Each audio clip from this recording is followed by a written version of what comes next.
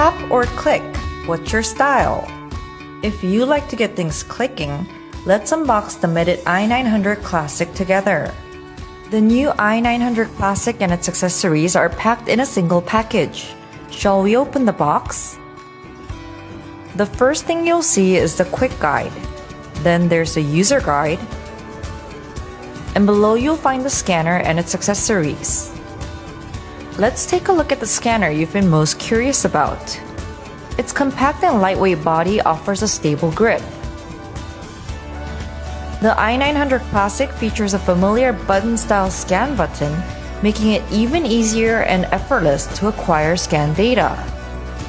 With a single button, you can start and stop scanning while accessing various customizable menu options. Next, we have the power delivery cables, then the scanner tips. There are 4 scanner tips of different sizes.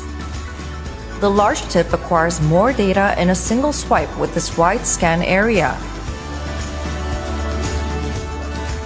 You'll also find the cradle, wall mount holder, calibration tool, USB flash drive, and practice model. Ready for a classic scan? That wraps up the unboxing of the new i900 Classic.